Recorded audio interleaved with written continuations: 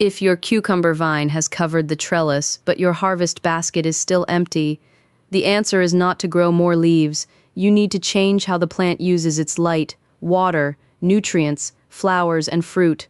Hi, I'm May. Today we're growing Shintokiwa Japanese cucumbers vertically and turning one healthy vine into actual cucumbers instead of a beautiful wall of leaves. Before planting, build the support. Do not wait until the vine is stretched across the soil and tangled around neighboring plants. Use a trellis approximately 6 feet tall, a rigid wire panel, strong garden netting fixed to posts, or a fence can work. The support should carry the weight of a wet, mature vine without bending or falling forward. Leave enough space between the support and a solid wall for air to circulate. If the trellis is pressed against hot masonry, the leaves can overheat and you may only be able to harvest from one side. The openings should also be large enough for your hand to reach through. Japanese cucumbers grow quickly, and a hidden fruit can become oversized in only a few days. Vertical growing does more than save space. It exposes more leaves to light, improves airflow, keeps the fruit away from damp soil, reduces accidental damage during harvesting, and allows the cucumbers to hang straighter. For this guide, we're using Shintokiwa, an open-pollinated Japanese slicing cucumber. It produces long, slender, dark green fruit with thin skin, crisp flesh, and a relatively small seed cavity. The usual maturity estimate is around 60 days, but that number is only a guide. Temperature, sunlight, pollination, and plant stress can move your first harvest earlier or much later. More importantly, Shintokiwa is monoecious. That means one plant produces separate male and female flowers, and the female flowers normally require pollen before they can develop properly. That detail explains why a vine can look enormous and still produce no usable cucumbers, but a trellis cannot compensate for a poor planting location. Choose a site with at least 6 hours of direct sunlight. 8 or more hours is better in many climates. If the plant receives only a little morning sun and spends the rest of the day in deep shade, it may stretch upward and produce plenty of soft foliage without having enough energy for a heavy crop. Cucumbers are warm season plants direct sow after frost danger has passed and the soil has warmed to at least 60 degrees Fahrenheit or about 16 degrees Celsius. Germination and early growth are usually better when the soil is closer to 70 degrees Fahrenheit or 21 degrees Celsius. In a short season, start the seeds indoors roughly 2 to 4 weeks before transplanting. Do not start them 2 months early. Cucumber seedlings grow rapidly and dislike root disturbance. An oversized root-bound transplant may never outperform a younger seedling planted at the correct time. Use one small pot per seedling. Plant the seed approximately ½ inch to 1 inch deep. Water the mix and keep it warm. Once the shoot emerges, provide strong light immediately. The first 2 smooth leaves are seed leaves. Wait for 1 or 2 rough true leaves before deciding that the plant is ready for the garden. Before transplanting, harden the seedling off gradually for about a week. Begin with a sheltered outdoor position and increase its exposure to sun and wind each day. Plant it at the same depth it was growing in its pot. Handle the root ball gently and water the surrounding soil thoroughly. If you are sowing directly beside the trellis, plant 2 seeds and later keep the strongest seedling. Cut the weaker plant at soil level rather than pulling it through the other plant's roots. For a vertical row, leave approximately 12 to 18 inches between plants. More space may be useful in humid climates where dense foliage encourages disease. Crowding 3 vines into the space intended for one does not automatically triple the harvest. It often creates a dark canopy, poor airflow, difficult pollination, and stronger competition for water. If you're growing in a container, use one plant in at least 5 to 8 gallons of potting mix. A container around 10 gallons is more forgiving during hot weather. Use quality potting mix rather than heavy garden soil. The pot needs unrestricted drainage holes and the trellis must be secured independently or attached to a container heavy enough not to overturn. Now we come to the first reason people grow leaves instead of cucumbers: too much nitrogen. Cucumbers need fertile soil, but they do not need endless feeding. Mix finished compost into the bed before planting and use a soil test when possible. If you are using fertilizer, choose one intended for fruiting vegetables and follow the label. Do not keep applying high nitrogen lawn fertilizer because the leaves look impressive. Excess nitrogen encourages vigorous vine growth and can delay flowering and fruiting. The viral reference for this topic uses eggshells. Eggshells contain calcium, but crushed shells normally decompose too slowly to act as an immediate or complete fertilizer. They do not supply the balanced nitrogen, phosphorus, potassium, and other nutrients a cucumber crop requires. Add them to compost if you wish, but do not make them the foundation of your feeding plan. If your soil already contains adequate calcium, adding more will not create more cucumbers. Feed according to the soil and the plant, not according to a gardening shortcut. Once the vine begins running, guide it upward. Gently place the growing tip against the trellis and loop a soft tie around the stem and support. Leave the tie loose enough for the stem to expand. Check the plant every few days.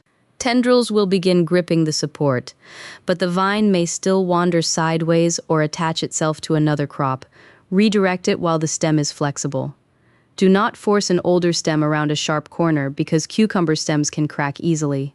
Here is an important difference between home garden Shintokiwa and some greenhouse cucumber systems. Do not remove every side shoot simply because you have seen commercial growers train cucumbers to a single stem. Shintokiwa can produce fruit on its lateral growth. If you strip every side shoot without understanding the cultivar, you may remove productive flowering points. Instead, keep the plant open and manageable. Remove leaves or shoots that touch the soil, are badly damaged, or create a dense knot with no light or airflow. Guide healthy side shoots into empty sections of the trellis. If a shoot is growing across a path or completely shading the center, shorten it just above a healthy leaf rather than tearing it from the vine. The goal is not one naked stem. The goal is a thin, well-lit canopy with enough healthy leaves to power the fruit. Those leaves need consistent water. Cucumber roots are relatively shallow, and the fruit itself contains a large amount of water. Allowing the root zone to become extremely dry can stop fruit growth, cause flowers and young fruit to abort, produce crooked cucumbers, and increase bitterness. Water deeply at soil level whenever the upper soil begins to dry. The exact frequency depends on temperature, wind, soil, rainfall, and container size. A garden bed may need a thorough watering once or twice during a dry week. A container may need checking every day in summer. Do not follow a rigid schedule without touching the soil. The root zone should feel evenly moist, not dusty and not waterlogged. A wilted plant in saturated soil may be suffering from damaged roots, not thirst. Mulch after the soil has warmed. A layer of clean straw, shredded leaves, or another suitable organic mulch reduces evaporation and soil splash. Keep it slightly away from the main stem so the crown stays dry. Whenever possible, water in the morning and direct the water beneath the leaves. Constantly wet foliage and poor airflow create favorable conditions for leaf diseases. Now watch the flowers, because they will tell you whether the plant is ready to make cucumbers. The first flowers on a standard monoecious cucumber are often male. They sit on thin stems and may drop after a single day. This is normal. A male flower was never going to become a cucumber. Female flowers appear with a tiny cucumber-shaped ovary directly behind the petals. That ovary needs adequate pollination to grow into a straight, full fruit. If you see only male flowers, do not panic during the first part of flowering. As the plant matures and conditions improve, female flowers should begin appearing. However, if weeks pass and the plant produces mostly foliage and male flowers, look at your growing conditions. Reduce unnecessary nitrogen feeding, make sure the vine receives enough direct sunlight, check that it is not crowded, severely heat-stressed, or constantly drying out. When the female flowers open, bees and other insects usually transfer the pollen outdoors. Cold, rainy, windy, or extremely hot weather can reduce pollinator activity. An enclosed balcony, greenhouse, or screened growing area can also prevent insects from reaching the flowers. If pollination is uncertain, help the plant in the morning. Choose a freshly opened male flower and remove its petals to expose the pollen-bearing center. Touch it gently to the center of a newly opened female flower. You can also transfer the pollen with a small, clean, dry brush. One light touch is not always enough.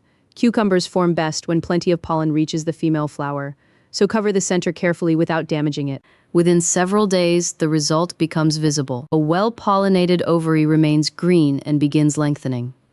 A poorly pollinated ovary may yellow, shrivel, stop growing, or develop into a narrow and misshapen fruit. Do not respond to a failed ovary by pouring fertilizer around the roots. If pollination was the problem, extra feeding cannot repair it. There is one exception you must understand.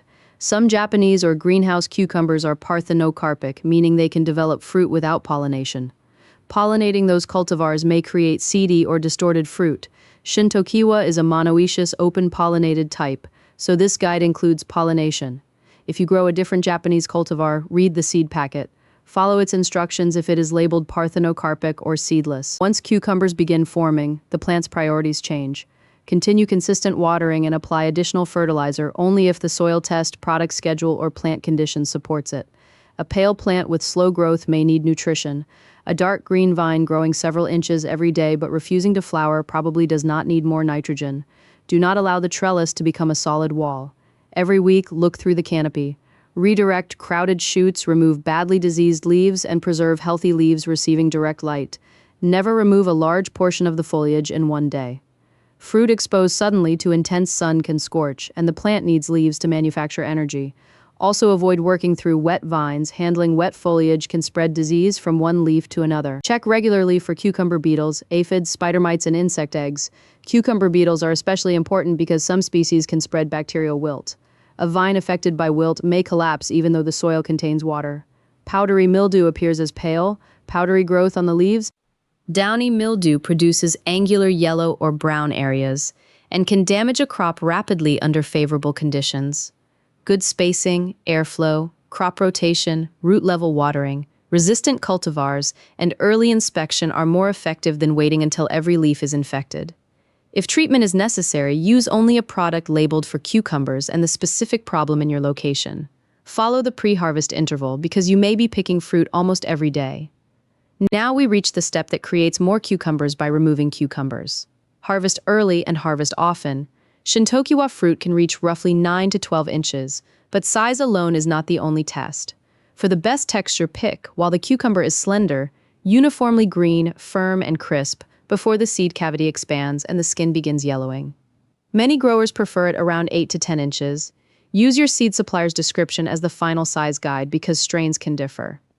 Do not leave the first cucumber on the vine just to see how large it can become. An overmature fruit consumes resources and signals the plant to develop mature seed. Removing it while young encourages the vine to continue flowering and setting new cucumbers. During warm weather, inspect the plant every day or at least every other day. A fruit that is perfect today may be oversized 2 days later.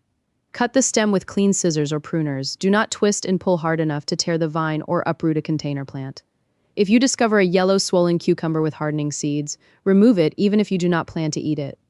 Leaving it hidden behind the leaves can reduce the next wave of fruit. The first harvest is not the finish line. A healthy, indeterminate cucumber vine continues producing flowers on new growth.